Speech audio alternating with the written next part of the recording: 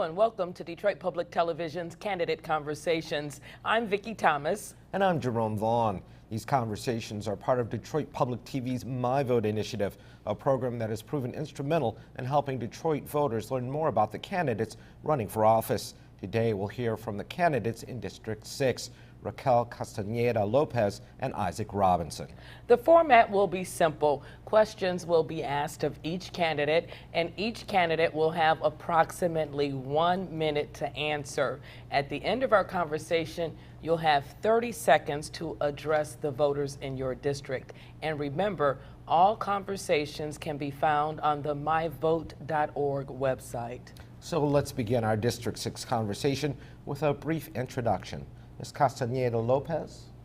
Hi, my name is Raquel Castaneda-Lopez. I am running for City Council District 6. I won the primary elections, which happened about a month ago.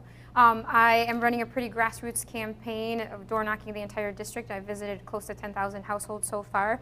Born and raised in District 6, I still live in my childhood neighborhood. I have my background in social work. I have my bachelor's as well as my master's. I have political experience as well as community organizing experience. I've worked in the community for over 10 years to really help improve our quality of life, and I hope to continue that work on City Council. And now, Mr. Robinson. Hi, my name is Isaac Robinson. We have a great opportunity in Detroit to create jobs for Detroiters. Philanthropists, civic leaders, people across Detroit are coming together to invest. Mr. Penske, Mr. Carmatos, others just put $100 million for light rail. I'm the candidate that has the legal skills, the legislative experience to be an access pro on that council to move these projects. It's time that people off of Verner, Michigan Avenue, the number streets, get jobs, and we got to continue to support investment and move the ball. People are looking for results. All right. So the first question to both of you, what do you think is the biggest challenge facing Detroit right now, and how will you work to fix it? Let's start with you, Mr. Robinson. The biggest challenge we have in Detroit is making sure that we're not like Washington, D.C. We have opportunities right now. People are investing in Detroit, Midtown, the riverfront, the Eastern Market. There's 138,000 jobs, 138,000 jobs in that area. We have an opportunity now to get Detroiters training so they can get those jobs. The biggest challenge is, are we connecting our residents with workforce development programs? As a council, are we doing what we can to make sure that we save Belle Isle, to make sure our water department works more efficiently? We need people on the council that have legislative experience, have a history of getting things done. When I was with the Teamsters, I worked with small businesses to keep them open. I helped Verndale Products get capital improvements over on Linden. Now they're opening a second plant. When I was with the Teamsters, I worked with the international world-class corporation Veolia, and we put together a coalition with labor, disability advocates, pastors, and we fought hard against the city when they were putting disabled riders and senior riders at risk. I have a history of fighting, and I hope that you'll consider me. Ms. Castaneda-Lopez? Yes, I think when you go house to house and talk to residents, the top concerns that come up are related to basic quality of life issues, specifically in relation to city services as well as public safety.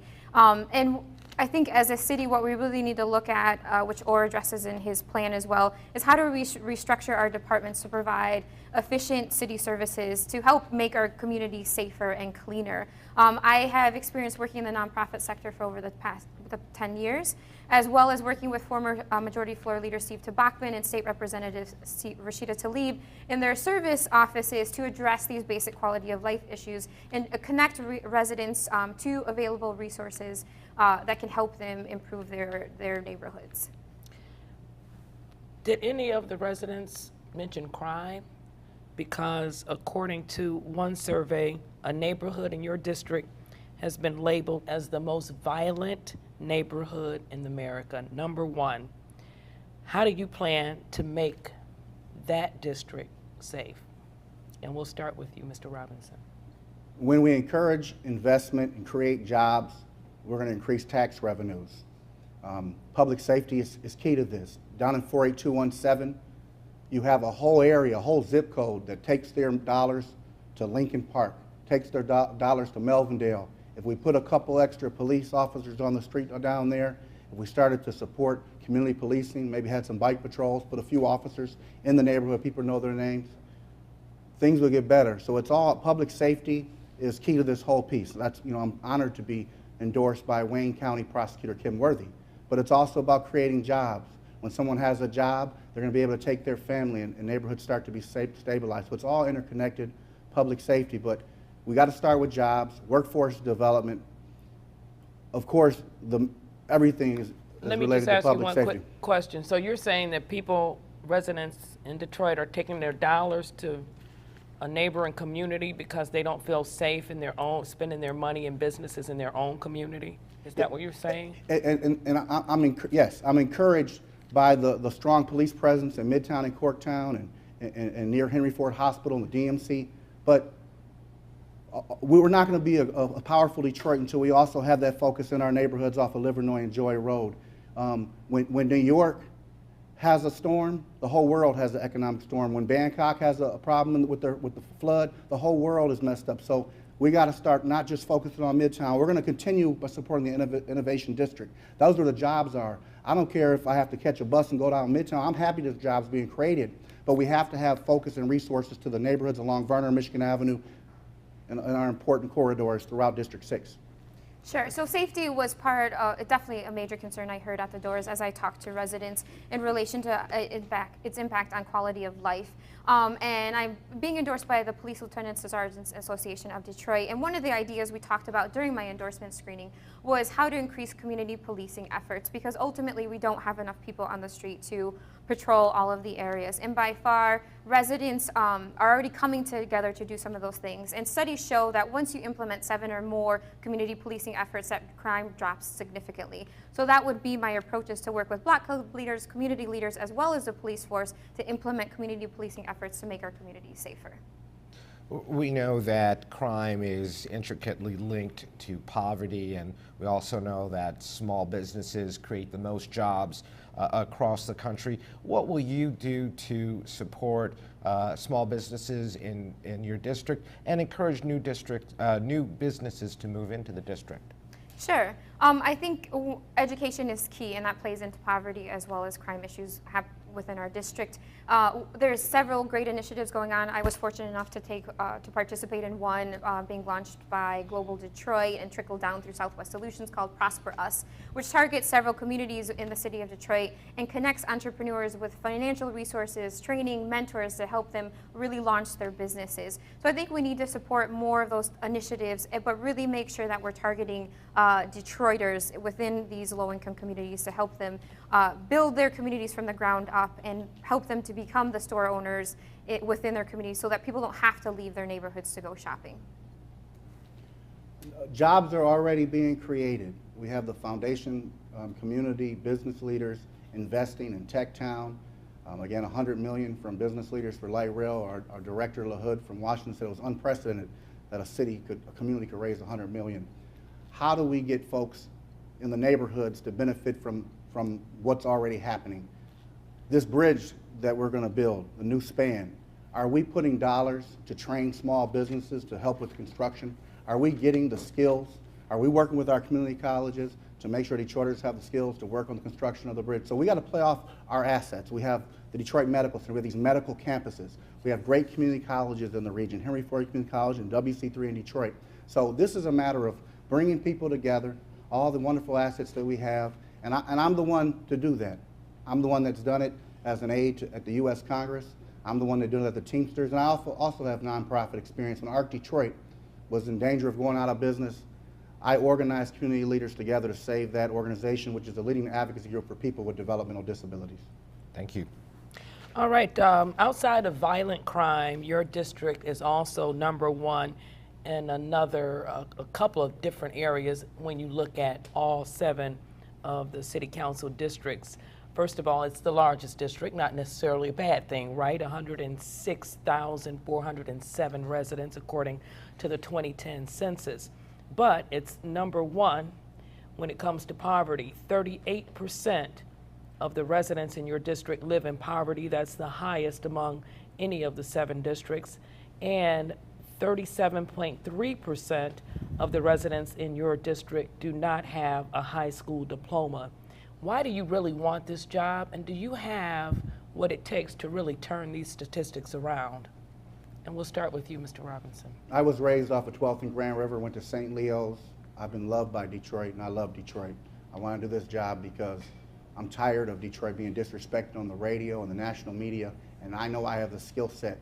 When it's time to save Belle Isle or to move a project, I'm going to be able, I can bridge the gap. I have the credibility in the community to be at that table, to move the project, but also make sure that when they talk about philanthropists, business leaders, I'm bringing the block club leaders to the table too. The community doesn't want too much. They want their lights turned on, they want safety. So I have the skills to do that. Great. It's true, our largest district, highest rate of poverty, lowest high school graduation rate. Born and raised again in Southwest Detroit. I grew up right off of Clark Street, close to Western High School. I grew up in poverty. I'm the third eldest of 8. And so I understand the challenges most of our families in our district face. I also had the privilege of being a part of several wonderful nonprofits in the community. Alternatives for Girls is what really inspired me to do social work. And I came back to the community, worked for Head Start, worked for several prominent agencies to help connect people living in poverty to different resources. And that's why I want the job, because I understand the challenges. I also have the knowledge and the skill set to be able to represent our district and make sure we have a strong voice on City Council so that residents and communities aren't left behind and that everyone is represented at the table. And now that you've answered the question, tell me, how would you have an impact? What would you do to have an impact on these particular areas, poverty and high school graduation rates? And we'll start with you this time. So I actually sit on the board of the Springwells Village College Access Network in Southwest Detroit. I also participate in some activities with Michigan College Access Network, which was really about promoting college awareness from pre-K all the way through high school and helping a lot of first generation and underrepresented minority students get into college. I work at Wayne State University. I've worked with Africana Studies as well as helped launch a Native American learning community, helping these vulnerable populations get into school. As a first generation college student myself, I'm a strong proponent of access to quality education and a strong proponent of the public school system. In regards to poverty, I think education is the key to breaking that cycle of poverty and helping people know that they have different options in terms of what they do with the rest of their lives. I also believe you have to meet people where they're at and present information in a digestible format. So I hope to actually have a mobile office that goes out from neighborhood to neighborhood, help connecting people to resources and education. Mr. Robinson. We got to welcome Dan Gilbert and people who are ready to put their money and skin in the game. You need people on the council who are not going to be irrational. They're going to move the ball and make sure everybody's at the table. People need jobs. So when we're negotiating about a new bridge or talking about light rail, you need somebody who has the skill set, who has a history of bringing people together to make sure the neighborhoods are not left out. People come out of poverty when they have a job. In Detroit, just like in New York, who had the problems with the financial sector, that we now have urban science, technology, what we call STEM jobs, scientific, technology, engineering, and math. And what's interesting about this field is it's not just about PhDs, it's about people with GEDs and associate degrees. And as my second thing, not only push investment through, a real commitment to workforce development. IBW has jobs, they're ready to hire Detroiters to be electricians. We got to find a way to bridge the gap and get these people in these programs.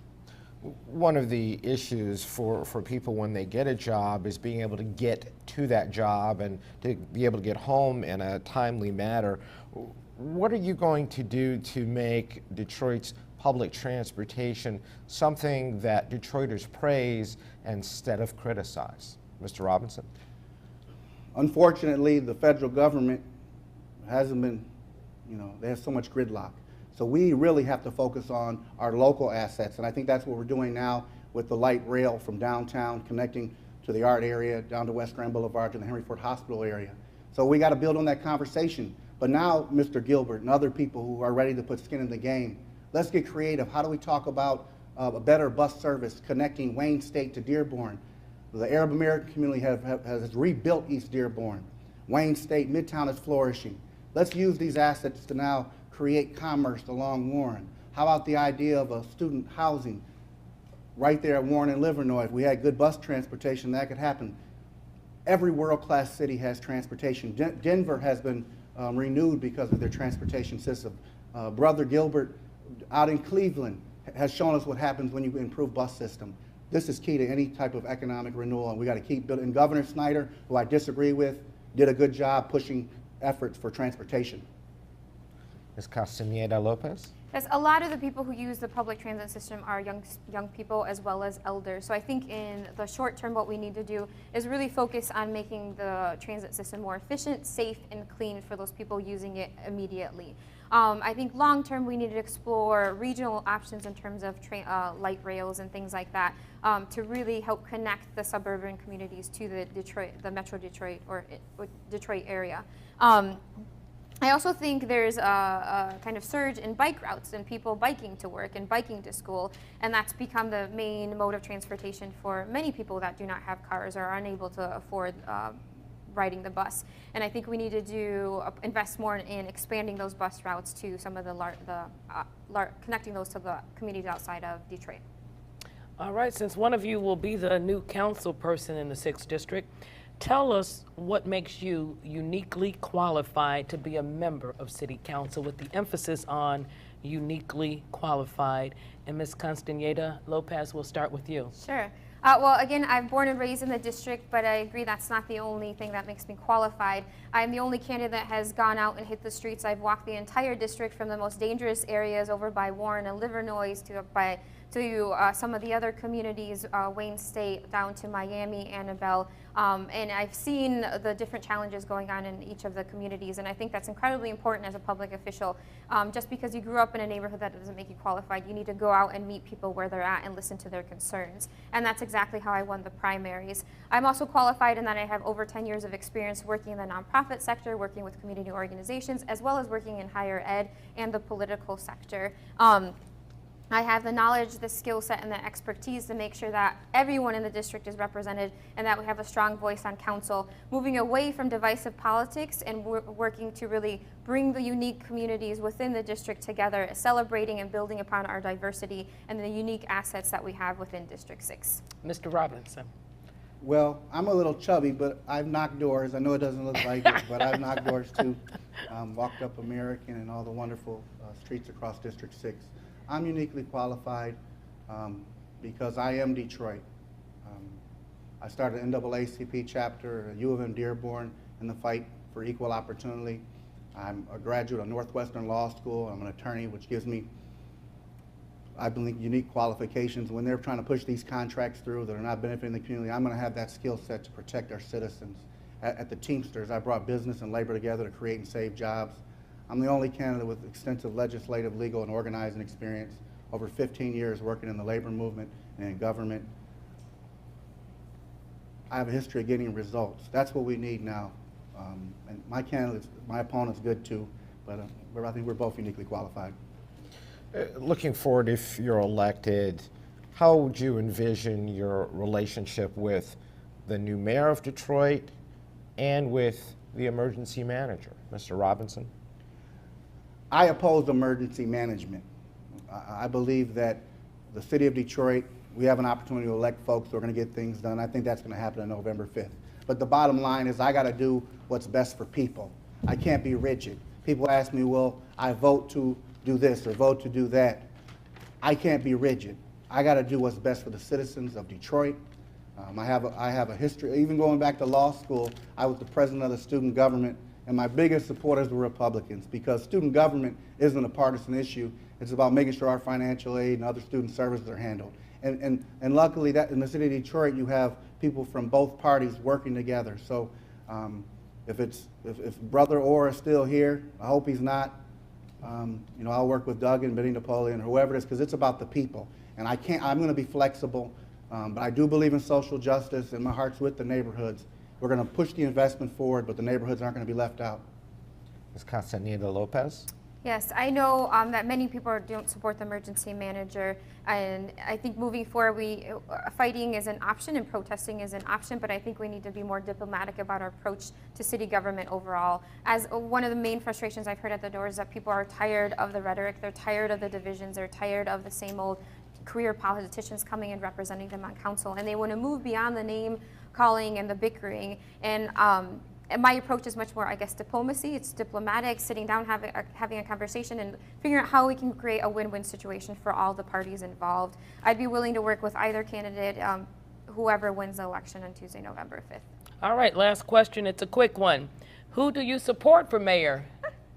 Mr. Robinson. I'm not endorsing anybody for mayor. I'm going to be courageous. I'm voting for Benny Napoleon. When I was a little boy off of 12th from Grand River, he used to buy me soda pop at the local police station. I think he has a good heart. Mr. Duggan's bringing an awesome campaign and a skill set to the table. I know he can get things done. I think both of them are great. I'm voting for Benny Napoleon, but I'm spending no energy on those campaigns. I got to get me elected. She's tough. Ms. Castaneda-Lopez. Yes, I'd be willing to work with either candidate. I'm not endorsing either candidate. I think I want to learn more about their platform and what they hope to do to specifically benefit the district that I'm representing. Now, each of the candidates is going to have 30 seconds to summarize their candidacy and detail the points most important to them. First, Ms. Castaneda-Lopez. I've come out, I've met you at your houses, we've talked about your concerns. I know that I have the strongest work ethic, and I'm going to fight as hard as possible to make sure that our voice is heard on City Council. We have the largest district, the poorest, one of the lowest high school graduation rates, but we also have the most diverse district. We have a lot of beautiful communities. 48217 has a great block club leadership, which I think we could replicate throughout the city to help really move Detroit forward. And that's why I'm asking you to vote for me on Tuesday, November 5th. And now, Mr. Robinson. Urban centers, and particularly Detroit, has two great resources: creativity and innovation. We have this innovation district going on right now, and we can't lose this opportunity. I'm bringing mediation training that I gained at Northwestern Law School. I brought people together as a student leader at University of Michigan with the NAACP, as the president of the law school, student government at Northwestern. I brought people together at the Teamsters to save jobs and create jobs. I fought for the disability community. When I'm on the council, the environmentalist community, disability community, everybody's going to be at the table, and through forged alliances, we can get results, move the ball, and stop all this nonsense. All right, well, that's all the time we have for this candidate conversation, and a big thank you to Raquel Castaneda-Lopez and Isaac Robinson from District 6 for participating. Remember, you can find all of these conversations on the myvote.org website. For all of us at Detroit Public Television, I'm Vicki Thomas. And I'm Jerome Vaughn. Thanks for watching.